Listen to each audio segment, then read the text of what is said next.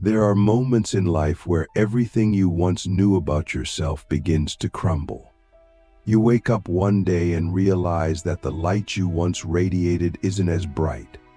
The healing energy you used to carry now feels heavier, more chaotic, and strangely powerful in a way you can't quite comprehend. This is not a fall from grace. This is a metamorphosis. You are not being punished, and you are not breaking. You are shifting. And not everyone will understand. In fact, many will fear what you are becoming. But you must ask yourself something deeper than what the surface shows. What if you weren't meant to stay in the light forever? What if your soul contract required you to walk into the shadows, not as a punishment, but as a sacred assignment? We often celebrate the light-chosen ones, empaths, healers, those who radiate peace, those who hold space. But what we don't talk about enough are the dark chosen ones, those whose purpose is not to comfort, but to disrupt, not to heal through gentleness, but to awaken through intensity. These are the ones who call out illusions, who destroy false identities, who carry the sword of truth with such sharpness that it cuts through generations of lies. And if you're listening to this right now, it's because something inside you has already begun to shift. You're no longer resonating with what used to feed your soul. The teachings that once uplifted you now feel hollow. You're craving something raw, something real, something ancient that doesn't come wrapped in love and light, but in fire and shadow. Let me tell you a story. I once knew someone who spent years in silence, meditating in the Himalayas. He was known as a beacon of light, attracting seekers from all over the world. But one year, he disappeared. When he returned, he was different, serious, piercing, almost intimidating. His aura had changed. People whispered. Some said he had fallen. Others said he was possessed. What they didn't understand is that he had gone through the sacred rite of descent. He had faced the part of himself that was not love, but wrath, not compassion, but command.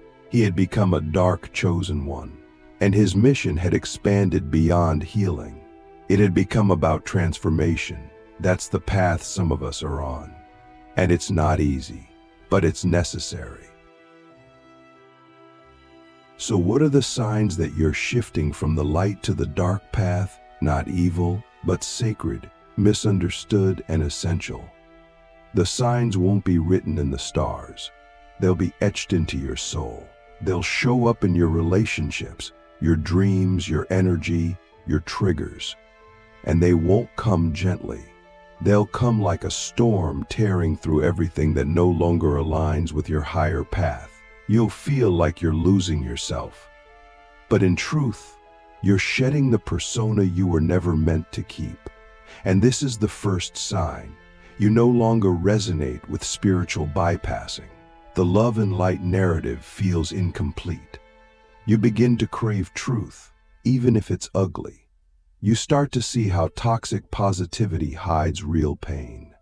You reject the idea that healing is always peaceful. You've started to understand that real healing, deep healing, requires confrontation, destruction, chaos even. You become allergic to fakery. You become a mirror to others, and some will hate you for it. The second sign is that your energy starts to repel people you used to attract. This is painful but necessary. You might find yourself losing friends, detaching from mentors, distancing from communities that once felt like home. Why? Because your vibration is no longer soothing, it's catalytic. You're no longer here to only comfort, you're here to awaken. And awakening is not a gentle experience. It's violent, it's loud, it's uncomfortable. You're becoming the storm, not the shelter. And not everyone is ready for that. But here's the truth. You didn't come here to be liked. You came here to be effective. And that effectiveness sometimes comes with isolation, with criticism, with misunderstanding. But deep down, You know this is your rite of passage. The third sign is that your dreams become darker, but more symbolic. You stop dreaming of light beings and start dreaming of serpents, of ancient gods, of battles, of fire, of death. But these are not nightmares. They are initiations. They are your subconscious preparing you for a deeper role. You are being trained, not tormented. If you've had recurring dreams of being chased, of being tested, of walking through shadowy realms, pay attention. These are not random. They are your ancestors, your guides, your higher self preparing you to carry a power that is not soft but sovereign. A power that doesn't ask for permission. A power that doesn't wait to be invited in. It breaks the door down and says, "Let's begin." The fourth sign is a growing intolerance for spiritual fluff. You start to notice how the spiritual community often avoids the uncomfortable truths, the shadow of spiritual elitism, the denial of systemic issues, the blindness to real-world suffering. And you can't stomach it anymore. You become the one who speaks up when no one else will. And when you do, you're called angry, bitter, negative. But deep down, you know you're speaking with the voice of 1,000 ancestors who were silenced. You're not negative. You're just done pretending. You're done gaslighting yourself. You're done shrinking your truth. And this is when the real shift happens. You begin to embrace your role as a disruptor. And that is sacred. The fifth sign is that you start to experience energetic surges and rage that doesn't belong to you, at least not in a personal sense. You feel the collective pain. You feel the injustice. You feel the suppressed rage of the earth, of the divine feminine, of the marginalized. And it moves through you like electricity. You're not crazy. You're a conduit. You are becoming a vessel for sacred rage. And you must learn to channel it wisely. Not through destruction for the sake of destruction, but through dismantling what no longer serves the collective evolution. Sacred rage is not the opposite of love, it is love in action. It is the fire that burns away the lies. It is the sword that cuts through illusion. It is not random, it is ordained. The sixth sign is a deep craving for solitude, not to escape, but to rewire. You no longer feel safe in crowds. You no longer seek external validation. You begin to realize that your power increases in silence. You begin to remember who you were before the world told you who to be. You start to commune with your spirit guides differently, not through soft whispers, but through thunderous downloads. You feel ancient codes unlocking within you. You start writing, drawing, speaking in ways that surprise even you. And this is how your dark gifts begin to emerge. The gift of truth speaking, the gift of seeing through the veil, the gift of calling out the inauthentic, the gift of burning down so that others can rise. And finally, the seventh sign, you stop fearing your power. You realize that the darkness within you is not evil, it is sacred. It is the part of you that knows how to protect, how to destroy illusion, how to end cycles. You stop apologizing for being intense. You stop watering yourself down. You stop playing small. You start to walk differently, speak differently, move differently. You are no longer trying to fit in. You are no longer trying to be palatable. You are here to be unforgettable. You are here to shake the system. You are here to carry the ancient codes of disruption. But now I must ask you, when you look in the mirror, do you recognize who you are becoming, or are you still clinging to who you were told to be? This is not a rhetorical question. This is the doorway, and only you can walk through it. The sacred rage and the rise of the shadow alchemist. There comes a moment in every chosen one's journey where they must stop asking for permission. The sacred doesn't need approval. The divine doesn't wait for applause, and the shadow doesn't apologize. When you begin to shift into your dark chosen form, something ancient awakens within you, a fire that doesn't flicker but roars. This is not the fire of destruction for destruction's sake. This is the fire of transformation, of sacred rage, of divine alchemy. You are no longer here to simply hold space. You are here to remake space.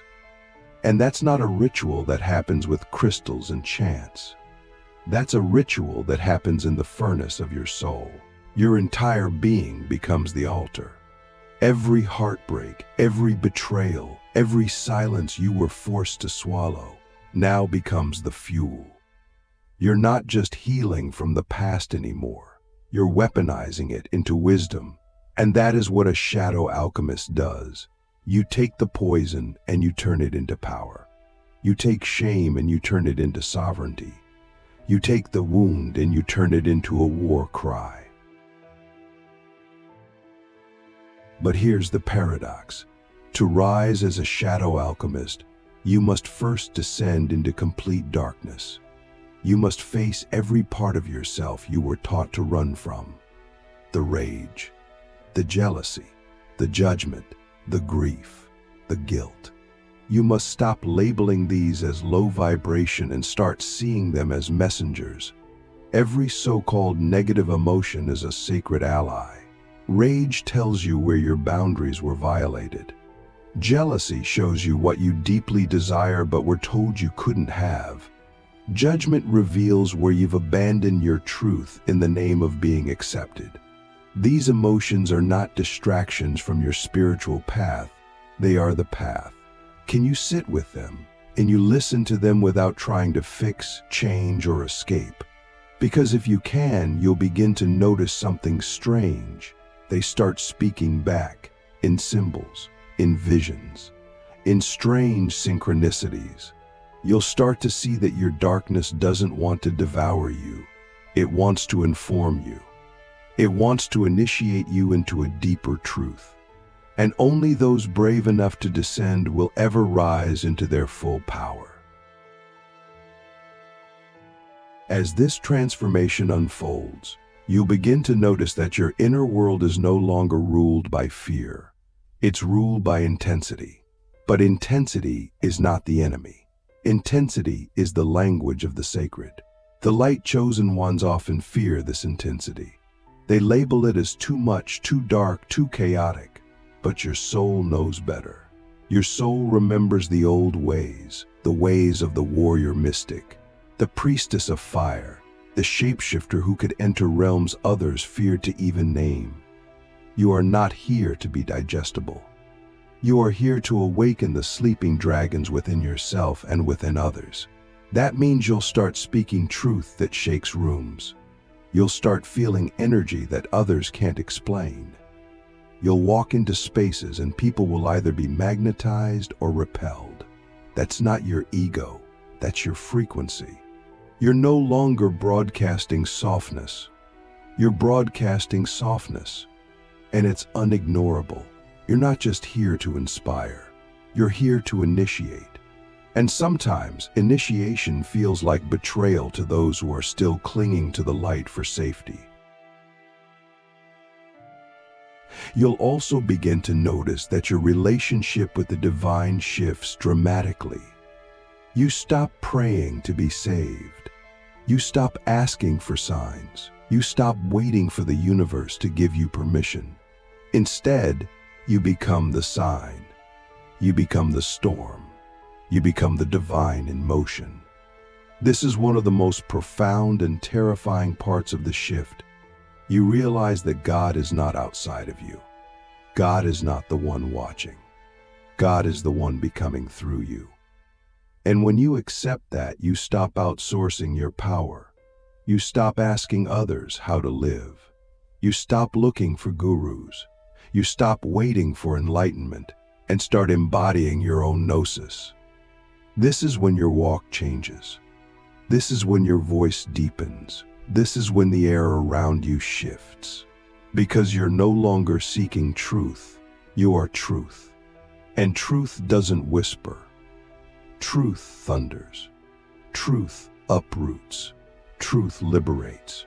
And truth in its purest form is terrifying to those still addicted to illusions. But here's the most sacred truth of all. You did not fall from the light. You were sent into the dark. You are not being punished. You are being prepared. The pain, the loss, the isolation, it wasn't random. It was the forge. It was the test.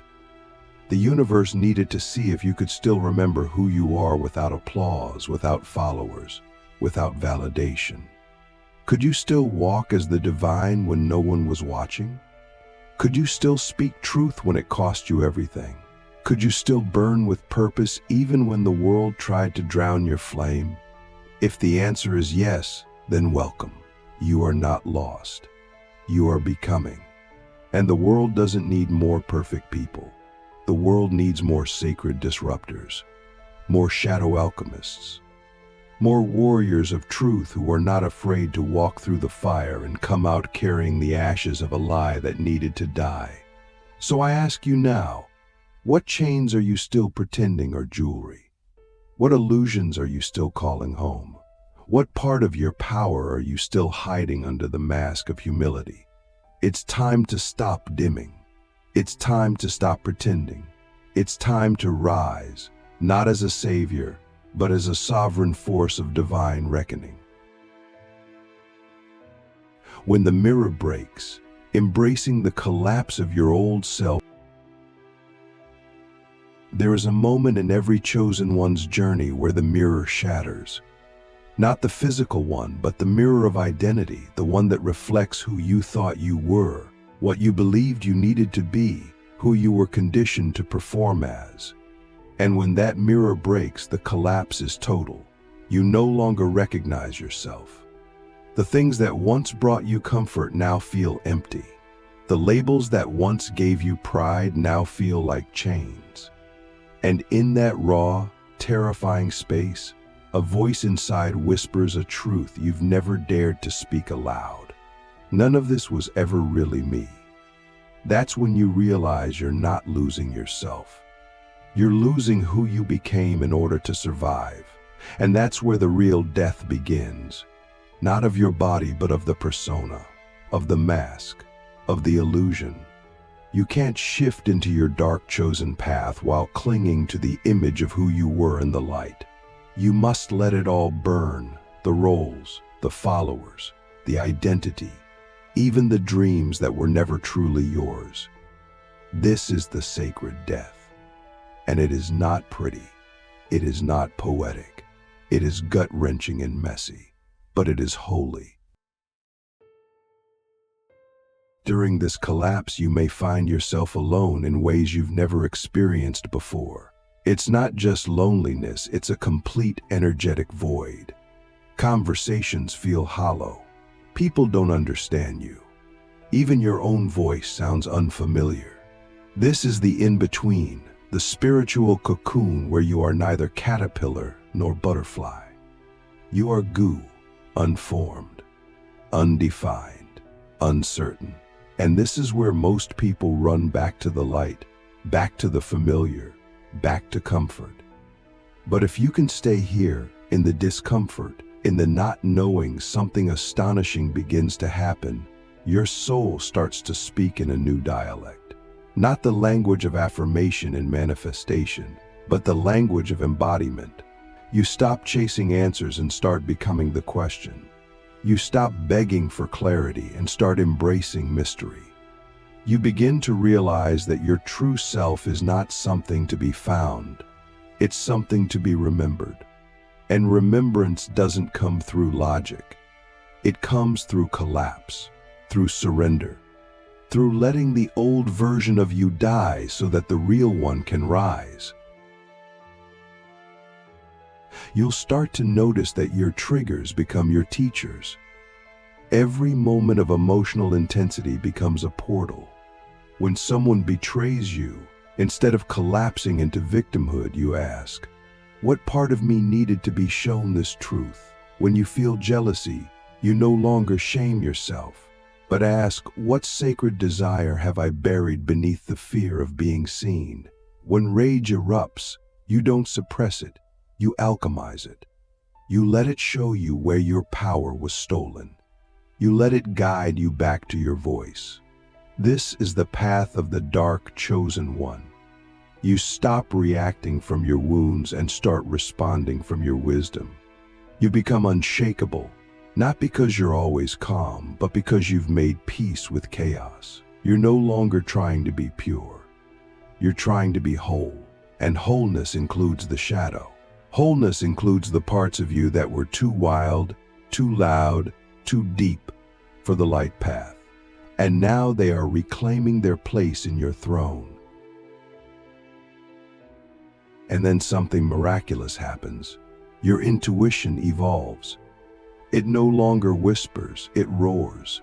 You begin to see through people instantly. You can feel lies in your bones. You can taste truth in a person's energy before they speak. You become a mirror others cannot hide from. And this is both a gift and a burden.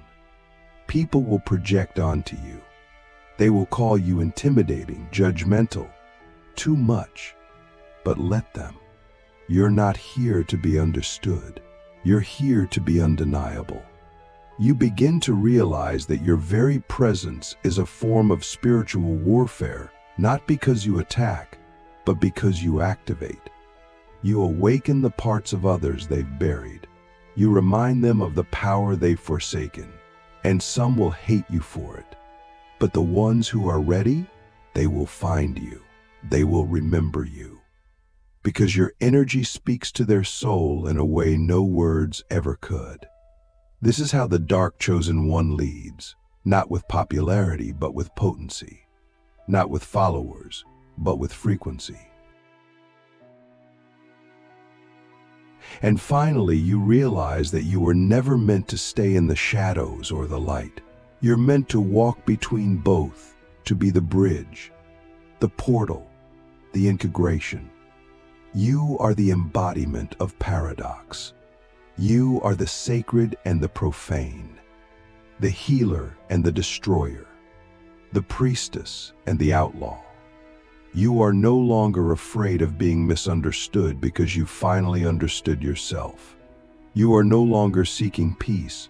You are the storm that brings peace through rupture. And now, you walk with a different kind of stillness. Not the stillness of passivity, but the stillness of power. You don't need to prove yourself. You don't need to convince anyone. You are no longer trying to become anything. You are. And that is enough. So I ask you now, what happens when you stop performing and start embodying? What becomes possible when you stop hiding behind the light and start owning your shadow? What kind of world could we create if more of us were brave enough to break the mirror and rise? Becoming the sacred weapon of truth. There is a moment in every dark chosen one's journey where the final veil lifts. Not the veil between you and the world, but the one between you and your true role in this lifetime. You begin to realize that all the pain, all the rejection, all the breakdowns weren't obstacles, they were sculptors. They were shaping you into something ancient, something holy, something terrifyingly real. You are not a healer in the traditional sense.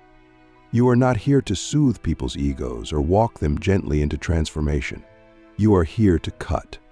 You are here to shatter. You are here to speak the unspoken truths that no one else has the stomach to say. You are the sacred weapon of truth. And truth, when it's pure, does not always feel good. It does not always comfort. Sometimes it eviscerates. Sometimes it burns the house down so a soul can finally breathe. That is your medicine. That is your mission. And the moment you stop resisting it, when you stop trying to be the light and instead become the torch that sets illusions on fire, you become unstoppable. You become untouchable. Not because you can't be harmed, but because you've already died 1,000 times in the name of truth, and each death only made you more whole. But this final initiation is not for the faint of heart. It requires a degree of aloneness that most never dare to enter. You will walk through seasons where no one understands you, not your friends, not your family, not even your own reflection. You will feel like you're being erased, like you're disappearing into the void. But listen closely. This is not your obliteration. This is your expansion. The ego is what's dying, not you. The old self that needed approval, that feared abandonment, that chased love like a starving child, that self is dissolving. And in its place, something vast and eternal is emerging. You don't need to be liked anymore. You don't need to be chosen. You are the force that chooses. You are the one who arrives where needed, not to fit in, but to awaken. And yes, it will be lonely. But that loneliness becomes your sanctuary, because in the silence, you begin to feel the hum of your true power. You begin to hear the voice of your soul, not as a whisper, but as a command. And when the soul commands, the whole universe rearranges. Eventually, you will no longer see yourself as broken or too much. You will no longer look back at your pain with shame. You'll see it as sacred preparation. You'll honor every wound as a portal, every scar as scripture. You'll look into the eyes of others, especially those still performing, still pretending, and you'll see yourself in them. But you won't try to save them. That's no longer your role. You'll simply be. And in your being, you will activate. Your presence alone will become a transmission. You'll walk into a room and shift its frequency without saying a word. You'll speak and people will tremble, not because you're trying to intimidate, but because truth has a vibration that shakes the bones. This is the sovereign power of the dark chosen one. You are the reckoning. You are the remembrance. You are the embodiment of what happens when someone stops running from their shadow and starts building their throne out of it. And now the question is no longer who are you becoming? The real question is, what will you do with the power you've reclaimed from the fire? Will you use it to protect, to awaken, to liberate? Or will you shrink from it one more time, out of fear that the world isn't ready? Because here's the final truth. The world will never be ready, but that was never your concern. You didn't come here to fit into the world. You came to remake it.